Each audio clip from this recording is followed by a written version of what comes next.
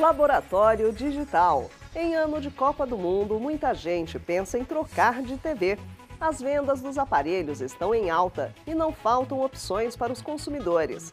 Reunimos 3 modelos de alguns dos principais fabricantes. O critério foi levar para a bancada os televisores mais modernos. Samsung, Sony e Panasonic aceitaram o combate. No final da edição, você confere qual dos modelos levou a melhor. E no programa de hoje você vai conhecer um incrível robô que faz cirurgias contra o câncer na rede pública de saúde de São Paulo. O uso da novidade aumenta a precisão das operações, diminuindo o tempo de internação dos pacientes. Será possível? Criado um laboratório para tentar encontrar soluções tecnológicas para o mais que caótico trânsito de São Paulo. No download da semana, um software para fazer seu computador recuperar a velocidade perdida. O Olhar Digital Plus está começando.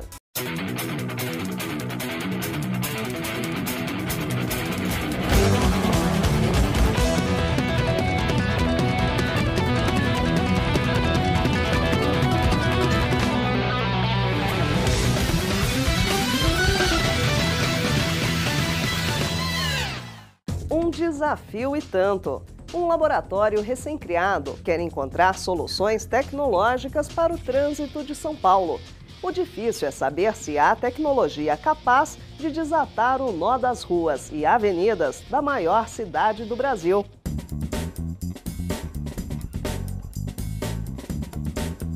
Realmente, o desafio é grande. Mas parece mesmo que a tecnologia pode sim dar um empurrãozinho no trânsito da maior metrópole do país. Em parceria com a Universidade de São Paulo, a Prefeitura inaugurou o Laboratório de Mobilidade Urbana. A ideia é trazer inovação e novas ferramentas para o usuário do transporte público da cidade. E tudo começa com uma iniciativa pra lá de promissora. Sem dúvida, os semáforos vão passar a ser realmente inteligentes. Antes tarde do que nunca, né? Os semáforos da capital paulista devem finalmente começar a conversar entre si e ser programados à distância. Tipo, por exemplo, o ônibus está no seu corredor, né? Quando chega perto de um semáforo, ele tem que ser priorizado em relação ao carro, para dar maior velocidade, como o prefeito falou. Quer dizer, sem muita tecnologia, se dobrou a velocidade. Com tecnologia, isso deve aumentar de 20% a 30%.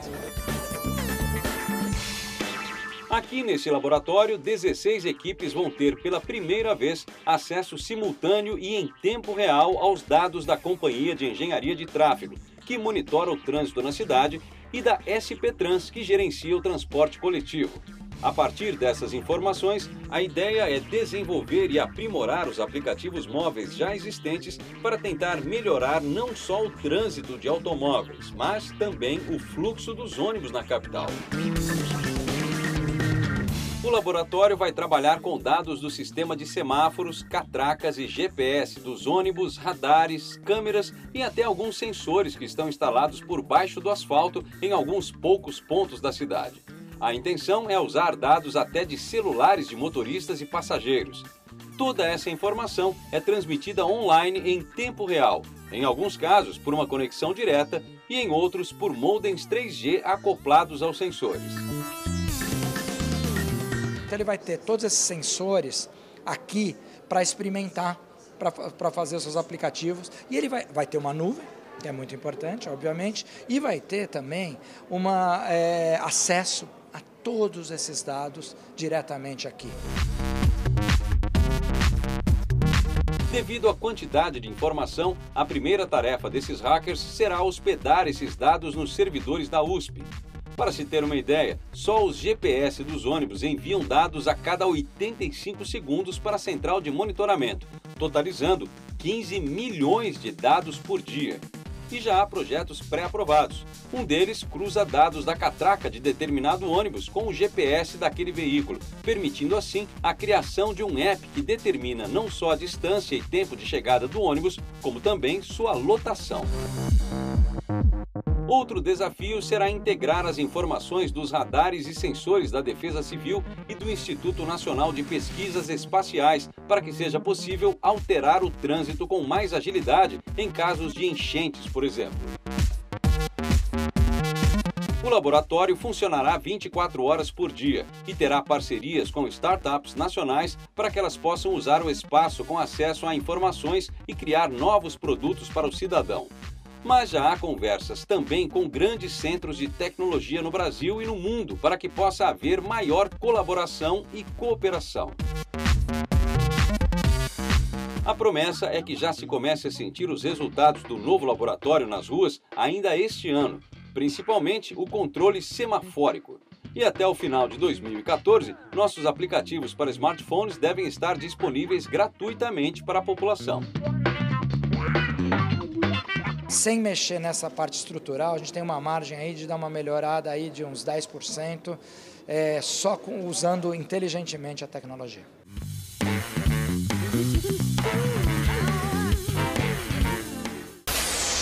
Daqui a pouco tem os testes do Laboratório Digital. Veja qual o melhor televisor entre os mais modernos do país.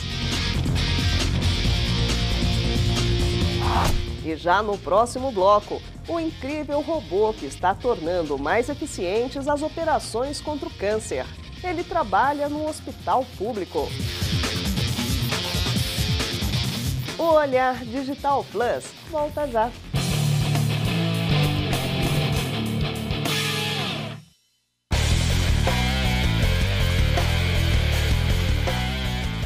Estamos de volta com o Olhar Digital Plus.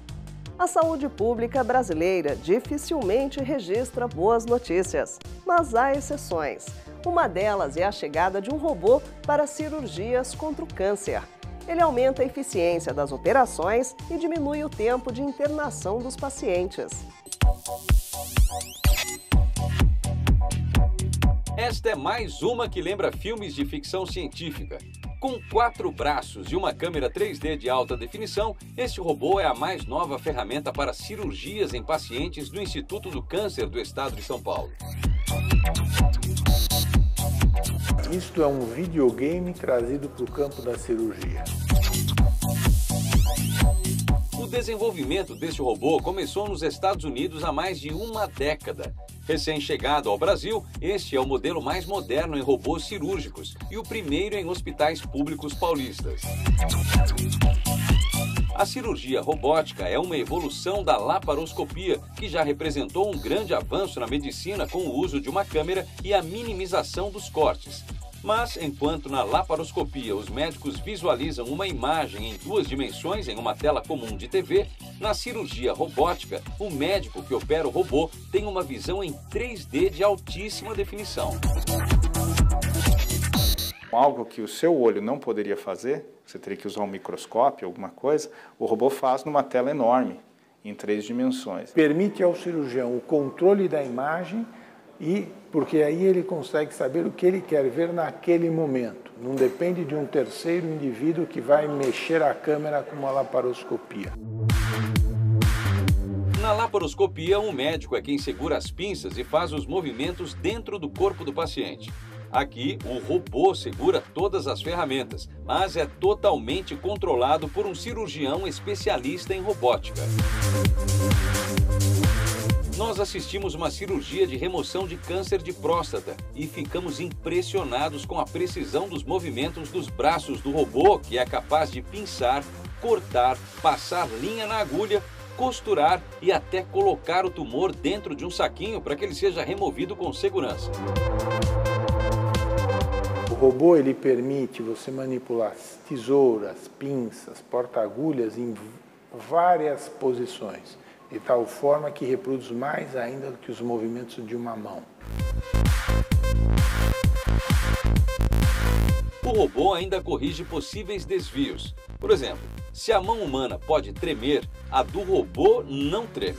Todas as ações dos braços do robô são controladas através deste console, que possui 2 joysticks, 6 pedais para controlar a câmera e um visor em 3 dimensões. Segundo o cirurgião, além de garantir um procedimento mais preciso e menos invasivo, a cirurgia robótica tem diversas outras vantagens, como um tempo menor de recuperação do paciente, consequentemente menor tempo de internação e maior rotatividade dos leitos, e ainda uma menor perda de sangue. Claro, para operar um robô como este, em uma situação tão delicada, é preciso muito treinamento e uma destreza ímpar. Repare na fluidez dos movimentos do cirurgião. Os movimentos das mãos dele representam imediatamente as ações dos braços do robô dentro do paciente. E se o Dr. William disse que a cirurgia robótica é um videogame traduzido para o mundo da medicina, o Dr. Paulo acredita que os jovens que jogam videogame certamente serão melhores cirurgiões no futuro. Já existe treinamento para a manipulação desse tipo de robô no Brasil. Tudo começa em um simulador. Em seguida, o novato começa a operar alguns animais e depois de apto pode realizar cirurgias em seres humanos. A expectativa é de que o equipamento beneficie mais de 1.000 pacientes da instituição nos próximos 3 anos com procedimentos minimamente invasivos. Nos Estados Unidos, entre 70% e 80% das cirurgias de câncer de próstata são realizadas com robô.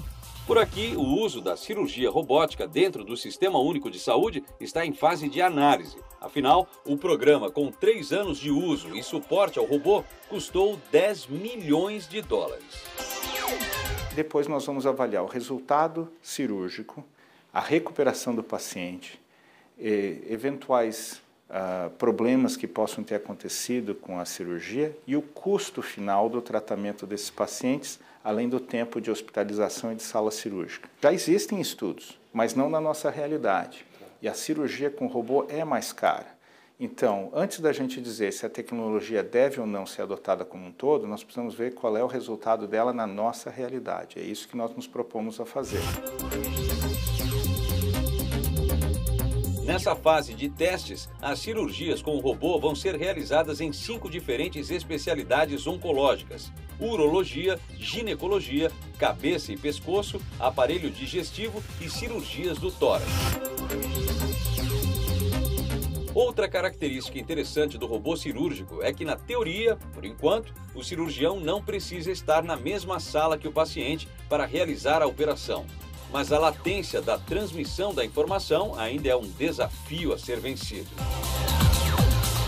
A ideia é de permitir fazer a cirurgia de um local remoto e o procedimento ser feito num fronte de guerra, em algum lugar desse tipo.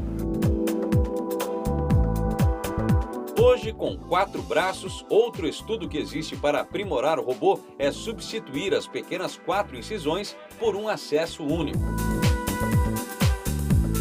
Você não precisa ter vários pontos na pele, mas sim um ponto único que permite lá dentro, através de um jogo da tecnologia, abrir estes braços e fazer o procedimento.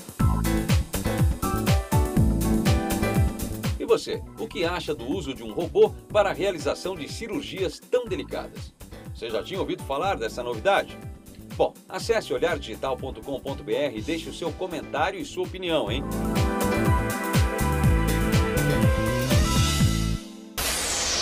Depois do intervalo, os testes do Laboratório Digital. Qual a melhor televisão entre os modelos mais modernos? O Olhar Digital Plus volta já.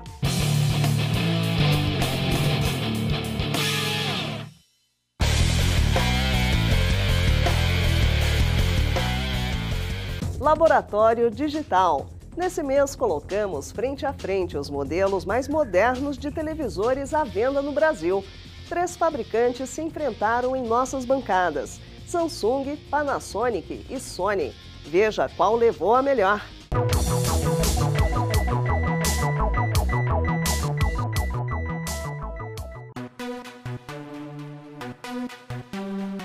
A menos de 100 dias do início da Copa do Mundo no Brasil, muita gente ainda busca uma TV nova para torcer e não perder nenhum lance do maior evento esportivo do ano. Para ajudar esses torcedores na hora da escolha, e também aqueles que buscam uma TV nova e maior, trouxemos 3 modelos de 55 polegadas para o nosso laboratório este mês. Todas usam a tecnologia LED e nessa disputa entraram Panasonic, Samsung e Sony. Veja qual se saiu melhor. Detalhe, hein? Tivemos 2 desfalques importantes de última hora. LG e Philips não participaram da disputa porque seus modelos mais recentes não estavam disponíveis no Brasil na época desses testes. Então, vamos ao confronto.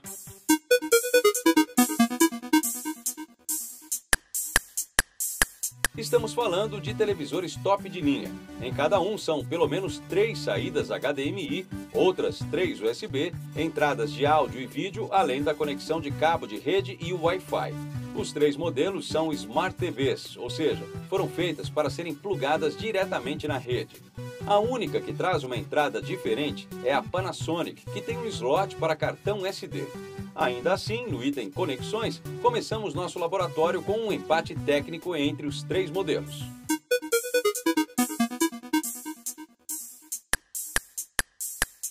Os 3 aparelhos são TVs inteligentes, vêm com sistemas operacionais diferentes e oferecem a opção para você baixar dezenas de aplicativos. Um único clique nos controles remotos dá acesso rápido e direto aos apps. Nos controles da Sony e Panasonic já há inclusive um botão de acesso imediato ao Netflix, a plataforma online de filmes e séries em demanda. A quantidade de aplicativos é equivalente nos 3 modelos, mas a Panasonic é a única que traz o app do Olhar Digital pré-instalado. Todas também têm câmera integrada, seja para transformar a TV em uma espécie de espelho, tirar fotos ou para usar aplicativos de chamada em vídeo como o Skype, por exemplo. Os apps de redes sociais como Twitter e Facebook também estão lá, em todas elas inclusive. A plataforma da Samsung é a mais eficiente e fácil de navegar. As buscas por comando de voz diretamente pelo controle também funcionam super bem. O Viera Connect da Panasonic é um sistema interessante e também bastante organizado.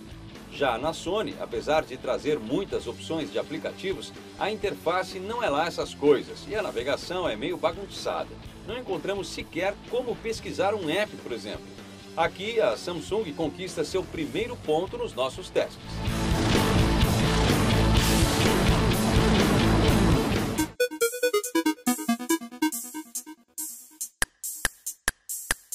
Um item que chama a atenção nesses novos televisores são os controles remotos. Panasonic e Sony trazem 2 modelos. O convencional a gente já conhece. E aparentemente a maior novidade é mesmo o botão Netflix. Mas os 3 modelos trazem controles com touchpad, uma área sensível ao toque para melhor navegação e uso de aplicativos. E acredite, faz muita diferença, principalmente na hora de digitar. Os novos controles da Panasonic e Samsung trazem inclusive microfone para comandos de voz. E nesse quesito, a coreana se sai bem melhor e permite controlar boa parte das funções do aparelho assim. Em questão de ergonomia e conforto, o controle da Panasonic é o mais fácil de operar com uma espécie de botão OK em forma de gatilho. E no controle da Sony, com um simples deslizar dos dedos, você tem acesso a diferentes conteúdos na parte inferior da tela. Para ser o mais justo possível, precisamos novamente decretar um empate técnico entre as marcas. Os controles das 3 são bem legais e fáceis de usar.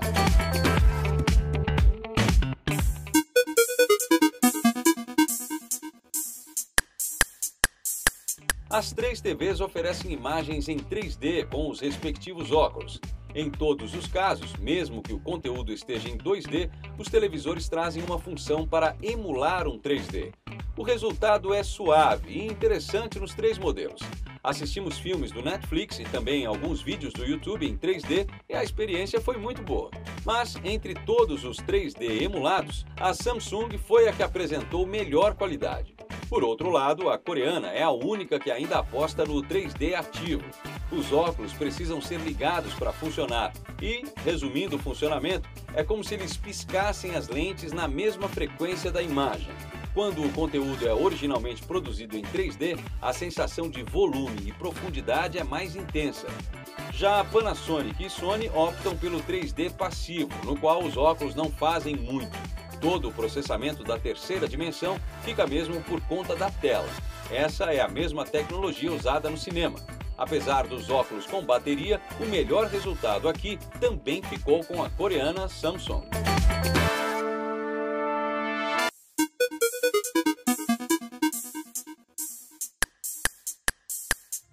Todos os aparelhos trazem ajustes e presets de áudio. Nenhum televisor deixa a desejar. E não é para menos, dado o porte dessas TVs. O áudio da Panasonic é bem definido, mas não muito potente. Se você quiser ser mais envolvido, vai precisar investir em um home theater ou caixas avulsas. A Samsung apresentou um áudio bem envolvente e de alta qualidade. Mas, neste quesito, quem surpreendeu mesmo foi a Sony. Além da definição, os graves são bem potentes. Experimentamos o som quase no último volume e não há qualquer distorção. A diferença é notável para suas concorrentes.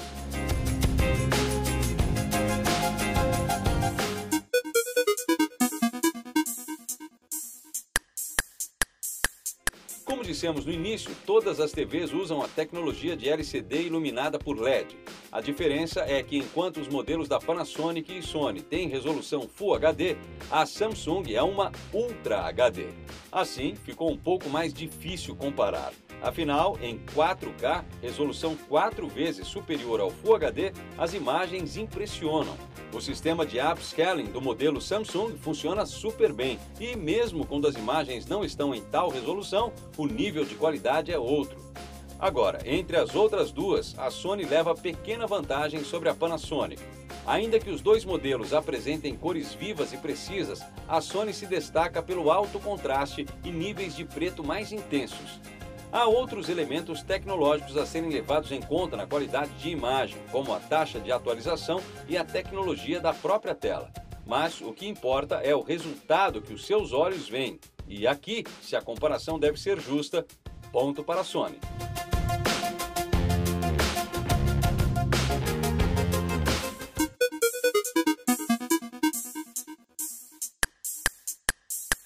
Vamos às peculiaridades de cada modelo.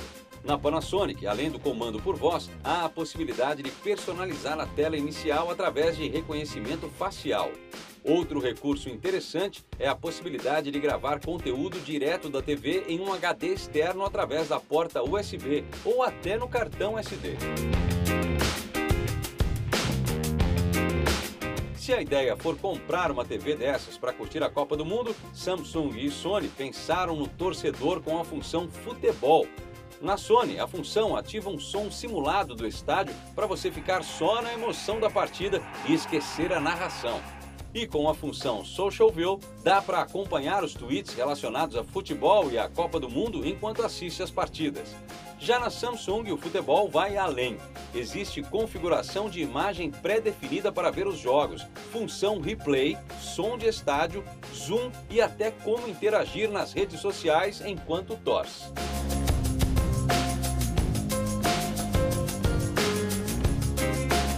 Por fim, todos os modelos permitem espelhar vídeos e fotos do seu smartphone na tela da TV. Vale destacar que é muito mais fácil fazer isso em aparelhos Android do que em iPhones, mas funciona e é bem legal. A Sony foi a que ofereceu integração mais fácil e simples. Essa sim funcionou inclusive com o iPhone. Nos recursos extras, se o intuito for futebol, a Samsung marcou um golaço.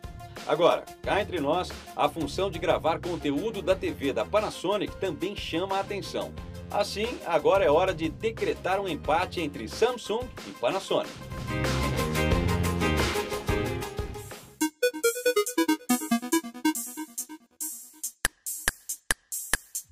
Claro, TVs desse calibre não são as mais baratas do mercado, né? Longe disso. Custam caro, mas vale lembrar que estamos comparando TVs top de linha. De baixo para cima, a Panasonic é a mais barata e tem preço sugerido de R$ 8.000. A diferença é pequena para a Sony, que custa R$ 9.000. A mais cara, e talvez o preço se justifique por se tratar do único modelo 4K que recebemos, é a Samsung. O modelo de 55 polegadas da TV da marca coreana está sendo vendido no Brasil por R$ 15.000.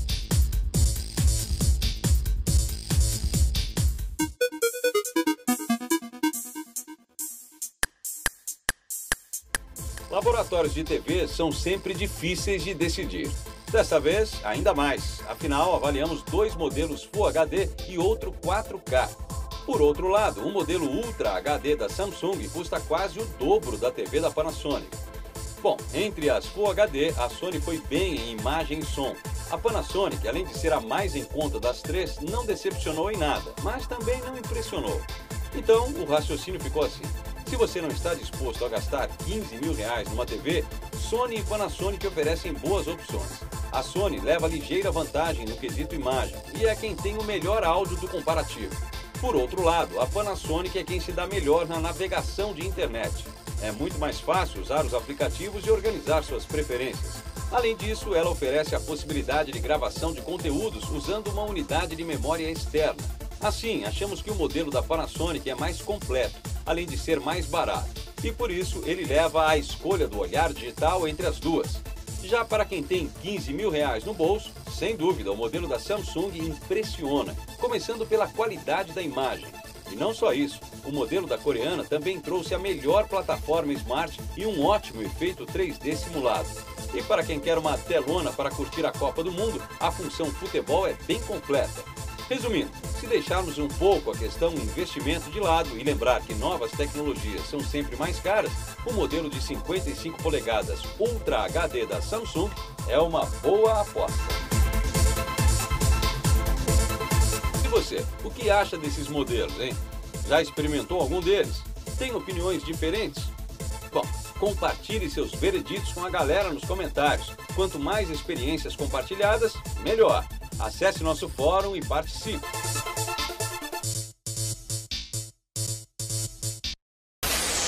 Na dica de download da semana, um programa que promete recuperar a velocidade do seu micro. Confira! Você quer melhorar o desempenho do seu computador e excluir da memória todos aqueles arquivos inúteis que só ocupam espaço e deixam a máquina lenta? Bom, o jeito mais fácil e prático é usar o Memory Cleaner. O aplicativo faz o trabalho sujo para você, informando quanto da memória está sendo utilizada com os arquivos de paginação e memória virtual, e oferecendo opções para reduzir a lentidão. A memória RAM armazena todas as informações dos programas abertos em endereços, para que eles sejam acessados mais rapidamente. Quando ela fica cheia, esses dados são transferidos do HD, o que deixa o computador lento durante o processo. Resumindo, quanto mais memória RAM livre, maior a rapidez do sistema.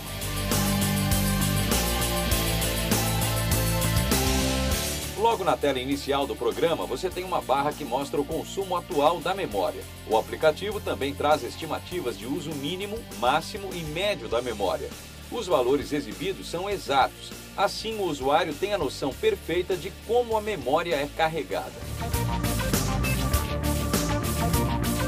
Para limpar a memória de uma vez, o quadro Tasks apresenta dois botões.